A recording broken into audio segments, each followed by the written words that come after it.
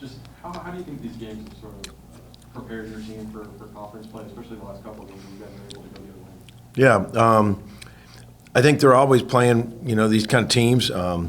Just works out that, I heard some coaches talk about the Players Era tournament, and you're having to do some of these games for NIL, and that's where we're in that same boat. I think we're one of just a handful of teams in the country that are in Power Five, four in the Big East, that this is going to be our fifth Power Five game away from home. There's only a couple teams in the country done that. You take away the Players Era tournament, there's really only like two that has played 5 away from home already. So our guys, they're embracing it, and excited about the challenge to get the Marquette and Wake, both those back to back. And for us too, we're trending playing better defense. That's where I was, outspoken with the guys for the last couple of weeks and just getting more connected defensively. And I really saw it play out against Wake Forest. What's it been like seeing this team really start to gel more with all these new pieces these last couple of weeks? Again, it's gelling defensively. We've been sharing the ball. We've been taking care of it. You don't look at it going, man, they don't share it. We share it. We have different guys that are we have zero issues where like guys are like, I'm not getting shots and all this. We got none of that going. Guys, it's been the gelling has been more of the urgency to get better in our team defense. And that's going to continue to be the separator as we move forward. I think the guys are doing a great job taking care of the ball. I know you've seen all those stats. We got to continue to rebound. It was an issue against Gonzaga with the rebounding, and we're going to face a team that's huge. It's one of the biggest starting lineups in the country at 7'1", 6'11", 6'11". That's their starting lineup. So to be able to rebound the ball, I thought we did it against Wake Forest. They're an outstanding offensive rebounding team. They were crushing teams, and I thought our guys collectively, I think everybody had a defensive rebound that played, and multiple ones. So that's trending in the right direction. Porter, is this the role you saw for Jadon when you first brought him in? Well, when we first brought him in, so that's been a year and a half, 2 years ago. I felt him to be a two-way player. I know he can knock down threes. He was a former defensive player of the year, and he played in the NCAA tournament. So he checked a lot of boxes, and he's a great character, tough dude. So those were all things that I felt for him, that he was going to come in, and then he got hurt. And what I think he's doing better is if you look at probably one of the reasons why he got defensive player in his league is he gets his hands on a lot of balls and he gets steals. And he's learning way better off the ball defense, positional defense. And you just felt it, his confidence growing. You felt it in the Wake Forest game. We had him in there a lot down the stretch. That when you're older, you've kind of been there before, you have some trust in there, and just trusting him defensively. He knocked down big shot at Marquette, knocked down big plays, big shots at Wake, and it's just given us another guy off the bench with experience that you trust on defense, and then he has the ability to knock down a three. Your guys' ability, especially in these second halves, last handful of games, to put the clamps down on defense. What are you seeing from the team defense that's allowing? Because Nigel's been on one the entire year scoring-wise, but what are you seeing from the team defense setting up guys like Darion to eventually find their rhythm in terms of shot making? Yeah, I think we're so much better when we're in transition, and you can't get in transition without getting stops. So we're getting more stops. I think we can run more. And we obviously we call them DCOs. Our defense creates our offense, and just look at the start of the second half. We had a couple great possessions. Tay Davis, we got a steal, then kicked it to Nijel. Nijel lobbed it to Tay Davis. Just turned in those are things that our defense it just sets up the transition. Because I think Tay Davis is outstanding in transition. I think all those guys. I think we got a good ability to run, but we weren't getting as many stops, and that's where I'm telling them as well. The rebound, the stop, that's the admission ticket to the fast break. And we got to keep getting better at where to be. And I've said this, we had fewer moments last game. And the guys saw it. We broke down the film with the guys. And they were more intentional of being together, locked in, 5 guys stopping the ball. Instead of like, oh, the ball's over there, I got to get my rest. That's where I felt, and that's where I felt that we weren't connected defensively, and we're trending. We're not. The good thing about it is we got a long ways to go in terms of getting where I think we can be. But what I love about this group is they heard it, they heard the message from the coaches, they saw the video, and they're trying to do something about it. They believe that they know that's going to help us get a lot better. What are the many challenges that Mo Odom brings offensively? Yeah.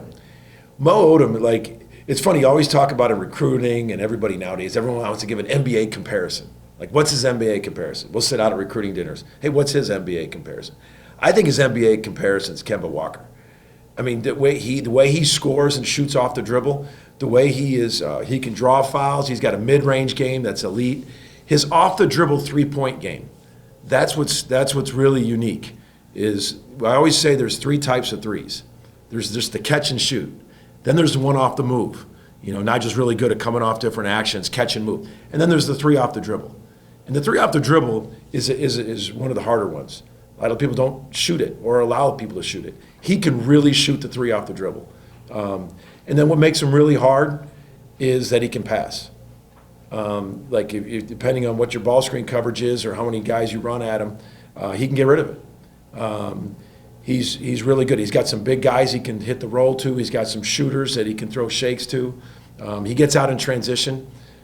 Johnson is one of the most electrifying transition players we've scouted against. And he comes off the bench and he averages almost 14 a game in 23 minutes.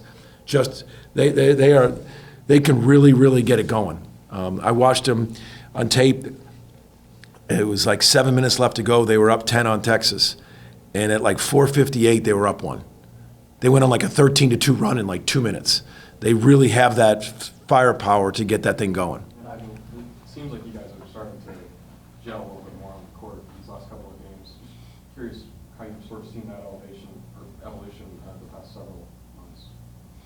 Yeah, I mean, we went through some difficult stretches early, which I knew was going to happen with, this type of season. And you never know when adversity is going to hit, but for us, it hit early. And that's kind of the good part about basketball is because we get a lot of turnarounds and opportunities to turn stuff around. So we had a very difficult schedule, honestly. We've been on the road most of the times, and, that's how you build characters on the road. And we learned early, and we figured out what we need to work on. And we made improvements, so that's good. We still have a lot of room to improve, but from the beginning, a couple of games to now, I feel like we made big improvements on the defensive end. And if we continue to make improvements, I think the sky's the limit for us. What's been the biggest thing on the defensive end, particularly in the second half on last game Tuesday? I just think it's Coach says don't break. I think that's his motto is don't break. Sometimes basketball can go over that 4-minute stretch where you get to the media time and your heart's starting to race a little bit and you're getting a little bit more tired. And sometimes we just got to dig deep, honestly. And some teams been going on runs. We start out well, and then towards closer to that media time, we start to break a little bit. I feel like in those last few games, we kind of raised the intensity as we got closer to that media, and that's where we had to create separation from those teams. And second half, we were really locked in. We wanted to win really bad, and we really showed that. Every game is the same, obviously, just want to win, but just doing it on the road in a real environment, is that different for this team to take something out of that than maybe one of the neutral side? Yeah, I mean, I feel like even the neutral site games, it felt like road games for us, honestly. Spokane is basically at Gonzaga. We played in South Dakota. It was basically full of all Nebraska fans. So all these feel like road games for us. But these are good tests for us because, it's really good to get resume wins on the road. And, the committee takes that, really heavily. And I'm glad we got those tests in early because we know in the SEC it's going to be loaded, especially those road games. So, what is the team defensive capability doing for you as a scorer, as a shooter? Like, how's it accenting your ability to maximize yourself on the offensive end? Yeah, I mean, if we can, hold teams at less points, it gives us more opportunity, and especially to get out and run in transition. I feel like we got a lot of talent, a lot of dangerous weapons in transition, and I feel like that's the hardest part of defense is trying to transition from offense to defense. You're kind of cross matched. You got different guys on the court, and you're running from different areas. I just feel like it's hard to kind of match up to everybody. So, the better defense we can play, we can get a rebound or we can get a turnover and get out and run. I just feel like it gives us more space, and it's hard for guys to match up with us. And you've been on one basically the entire season thus far. What are you noticing out of guys like Jerry Reed, with their shots starting to fall now? Like, is it just more familiarity within the team, or is it just kind of the battle test that you mentioned going on the road to these neutral sites? Yeah, I just feel like they're shooting the ball with a lot of confidence right now, and guys started to disrespect their shooting ability, and they're showing people like, hey, I can shoot the ball too, and they're also not settling either. Like, they could probably shoot 10 threes a game if they really wanted to, but they're showing that their size and their strength is hard to guard, and they're a mismatch. For bigger guys, their feet are too slow, and for smaller guys, they can show that they can score around the basket and post up as well. So I feel like they're really settling into their game, and they're playing with a lot of confidence right now. Nigel, this is an Arizona State team that's allowing opponents to get to the line around 23 times a game. How important is it for you guys to, to stay aggressive in your offensive possessions and put the defense into some uncomfortable situations early on? Yeah, I think it's really important. I mean, if we can get more free throws attempts than another team, I feel like that sets us up really well. And we already do that at Wake, and I feel like that made a difference for us. Shooting a lot of free throws and then putting their best guys in foul trouble. It makes a hard decision for the coach what he wants to do with substitution and things like that. So I think being aggressive early is going to help us. We know they're a very good team, so any advantage we can take early or throughout the game is going to benefit us. How familiar are you with Noah? I'm not very familiar, but I definitely watched my film and tape, and I've seen he has some really good games, and he's a great player. And it's going to be a challenge for us. And, we all look forward to challenges, things like that. It's going to take a team effort to guard him. He's had some really high-scoring games, and he's played really well, and, he leads that team. So we just got to lock in on the defensive end like we've been doing and continue to improve defensively, and we'll see what happens. What's he do to be such a prolific scorer? I've seen he has a high confidence level, and that's really what it takes at this league is to become a really confident player in yourself.